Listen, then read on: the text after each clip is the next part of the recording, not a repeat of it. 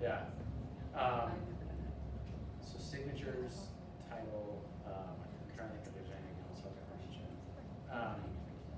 Yeah, in terms of transition,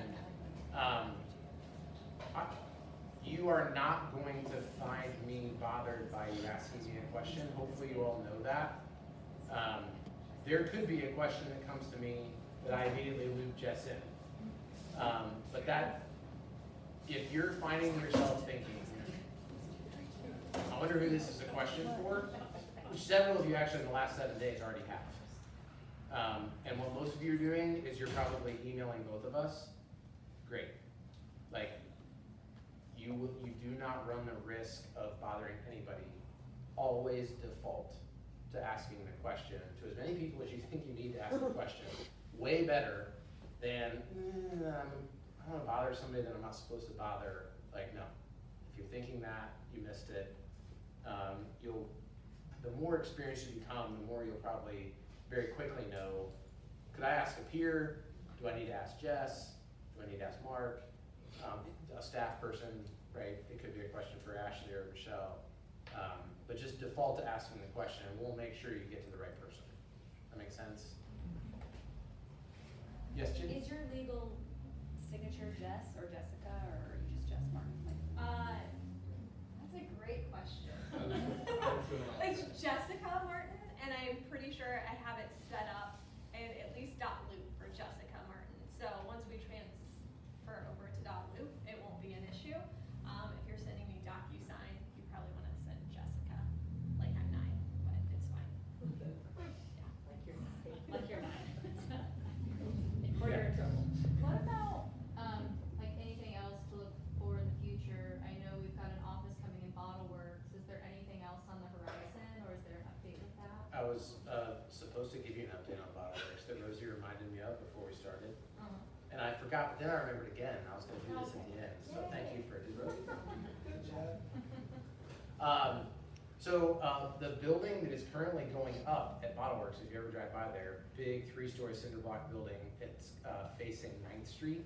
9th Street doesn't really exist right there, but that's the building that we'll be in. Our office will face 9th Street. It will be on the 1st floor under a movie theater that will be on the 2nd and 3rd floor. So actually, I think it would be really cool. The entrance to the movie theater and the entrance to our office are right next to each other. So you'll walk into a door and go up stairs to the movie theater. I think it's going to be pretty darn good visibility, you would think. Hendrix is saying June, which I translate to August. So we'll see. But we are working with Axis Architecture and Interiors on the interior floor plan. Once that's finished, we'll be sending that out so that you all can see it. But then there will also be private, open office space opportunities there. We'll have all that worked out. I don't have a timeline on that yet. My best guess is struggle to envision any earlier than January that would be coming out. And it could be later than that. But once we have that laid out and have the kind of the deal worked out, we'll send that out. Again, I'm kind of banking on August. Yeah. But the question is, there won't be any more managing brokers? Is that now this question? Oh, yeah, well, it's a good related question to that one. You do not need to have multiple, I'm just gonna use the term managing broker. You can only have one managing broker. But the same individual can be the designated person as office manager or managing broker over any number of agents and offices. And so the opening of that office will not need to correlate with the addition of another person in that role. My hesitation in choosing the words carefully there is that value I talked about earlier of making sure that people always have good access to resources, that's always going to be the case. And so as the company continues to grow, we would always look at what's the right setup of training and transaction coaching and problem solving in transactions as the the agent count and team count grows, we're always trying to hold that like openly. So we don't know. Yeah, we don't know the pace the company will grow. We're pretty confident it's going to continue to grow. Yeah, they do not have to correlate offices. Yeah, one individual can be in multiple offices if they're that ROM status. Yeah. I just have a logistics question. So, I think Jess is a great choice, obviously, I love Jess, but. Way better than Mark. I didn't say that. But, we'll leave it at that. Question though, because I know you do sell so much. Oh, I want to circle back to that. Thank you. Oh, you're welcome. Yes. And so, I was wondering what that was going to look like. Yeah. Like, how's that gonna impact your business, and are you gonna be in the office more frequently? Like, how accessible will you be? Because with the volume that you sell, I know that's a challenge, and I know you have an awesome team right now. But, yeah, so I was curious about that. Can I answer that first, and then you answer second? Yeah. You're gonna get different opinions on this. You all probably have different opinions on this, which is totally fine. The industry certainly has different opinions on this. I've been a part of a company where they argue pretty strong about the added value of a managing broker that does not sell. I just totally disagree. I think as fast as the industry is changing, I can tell you guys, I have to work with other managing brokers around the city, unfortunately. And if you give me the choice of would I rather work with one who's currently selling, or rather work with one, typically at a larger company, but not always, who doesn't sell, it is a very quick decision for me that I would rather work with one who's selling. I think they have a more realistic approach. They tend to be more pragmatic as opposed to idealistic, and they know what's happening in the industry. Like a managing broker that doesn't sell took longer to catch on to multiple offer situations than agents did. That's just what happened. And I kind of watched that in a couple deals. I think it is a really good question that deserves a good answer, but like at a high level, I would say I think there's more value to agents if a managing broker is someone who is also selling, so that you know their ears are essentially to the ground all the time and what's happening in the industry. I think the days, yeah, I'll put it this way.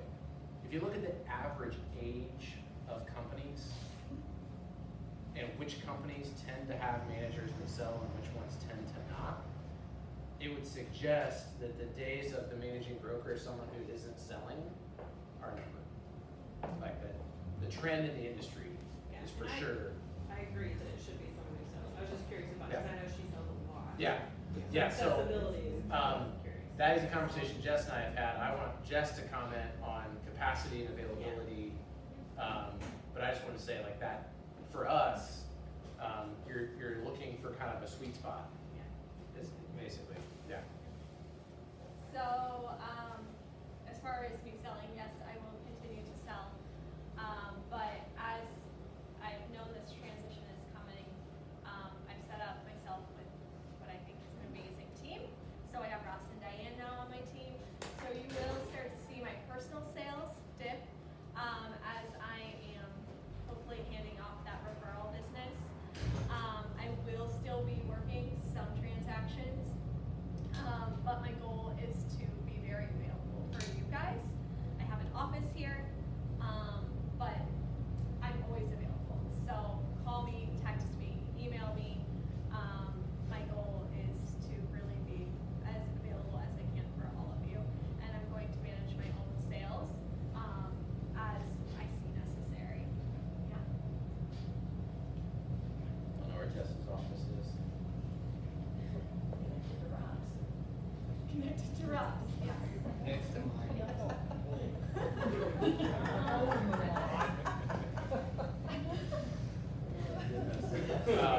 Yeah, those are actually both topics I wanted to hit on that I would have forgotten, so thank you. Those are both really good questions. Other thoughts? Questions? I do think the managing broker should take a coming soon sign down from her office. You have one hanging in your office? She's all about There's a coming coming soon sign, debate, and Rob hates them, so just to mess with, Yeah. the big tuna, I put the coming soon sign. As of, May, they're gonna be illegal. Yeah, now it's just decoration. Take it They're legal for 24 hours. That's what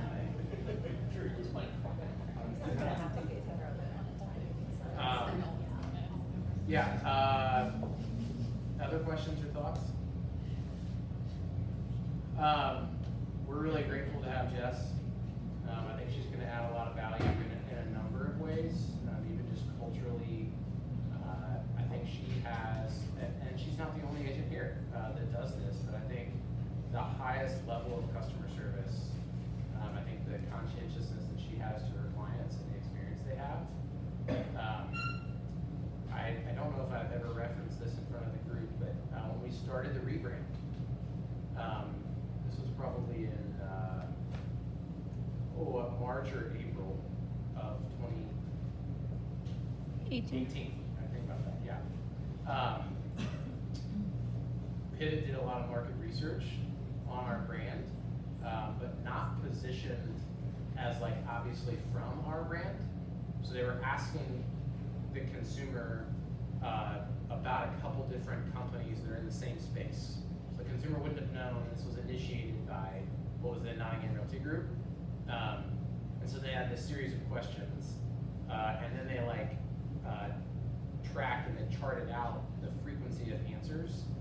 Y'all know what one of the common, it actually showed up on the common answer chart. They did like a word map where Yes. the words were blown up bigger. Was essentially something like Jess Martin's great.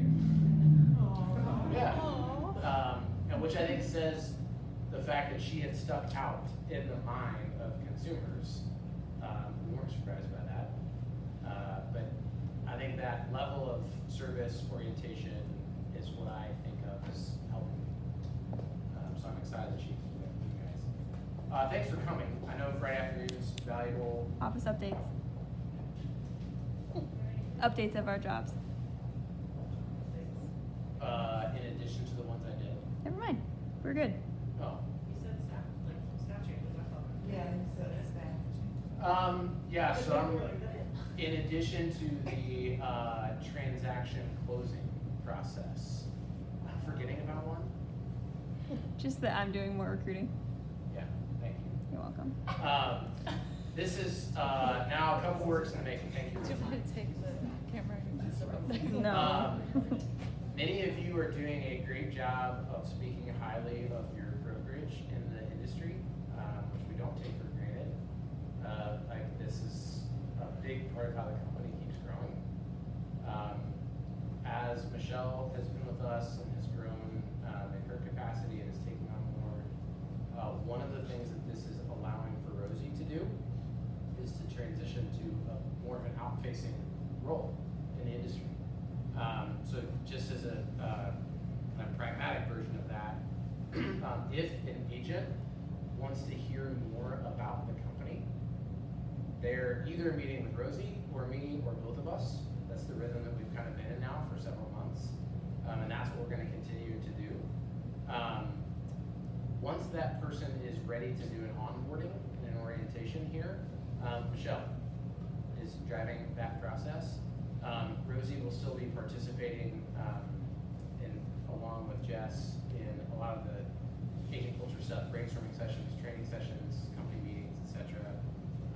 But Rosie's a great advocate for the brokerage in the industry, and if you interact with people, don't hear this as a pressure statement, but if you ever think to yourself, our company's better if that person's at our company, that's a pretty good threshold to think about, okay, then we probably want to talk to them.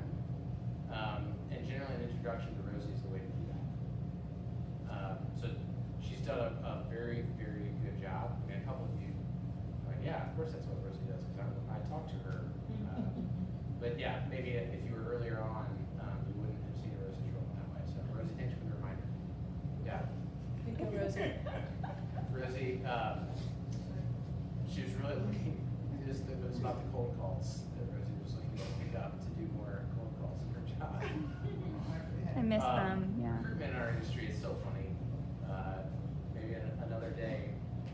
chat about how Rosie wants to change the way that the real estate industry, like talks to itself in terms of where you're working. I think it's part of why she's such a great advocate for our company. She does a lot differently. Good? Okay, thanks everybody. Feel free to stick around.